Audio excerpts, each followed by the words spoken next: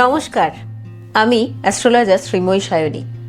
আপনাদের আজকে কিন্তু বলবো যে কন্যা রাশির জাতক জাতিকাদের শনি বক্রির সাথে সাথে জীবনে কি পরিবর্তন আসতে পারে। আচ্ছা, কন্যা রাশির জাতক জাতিকাদের দেখবেন যখনই শনি বক্রি হচ্ছে, কিছু জায়গায় আপনার জীবনে যে অতিরিক্ত মানসিক চাপ ক্রিয়েট হয়েছিল হয়তো সেটা কম বেশি কিন্তু কমতে পারে, কিন্তু সাথে সাথে আপনার ওপরে সারাউন্ডিংস থেকে অনেক রকমের চাপ আসতে পারে বা আপনার দেখবেন অনেক দায়িত্ব অনেক জায়গায় কিন্তু বাড়তে পারে।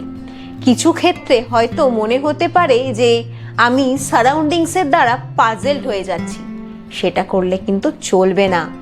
নিজেকে অনেক বেশি ধৈর্যশীল রাখতে হবে, নিজেকে বুঝতে হবে, কিছু জায়গায় নিজের ওপর সময় দিতে হবে।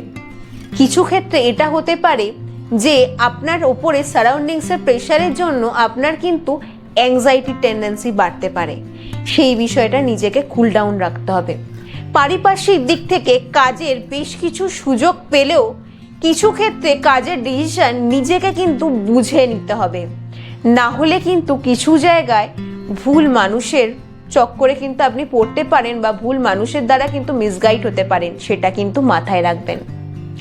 এবং সেটা ছাড়াও কন্যা রাশি জাতক জাতিকাদের এই সময় আরও একটা প্রবলেম হতে পারে, শরীরে ব্যথা যন্ত্রণা বাড়ার সাথে সাথে চোট বা আঘাতের একটা সম্ভাবনা আসতে পারে, কিছু জায়গায় রক্তপাতের একটা সম্ভাবনা আসতে পারে। এই বিষয়টা নিয়ে কিন্তু অ্যালার্ট থাকবেন। বিশেষত ফিমেলদের ক্ষেত্রে কিছু জায়গায় গাইনো সমস্যা আসতে পারে। যদি কিছু অসুবিধা বোধ করছেন অতি অবশ্যই ডক্টর কনসাল্ট করবেন। আশা করছি কন্যা রাশি জাতক জাতিকাদের কেমন যেতে পারে তার কিন্তু কম বেশি ধারণা দিতে পারলাম। নমস্কার, সকলে ভালো থাকুন।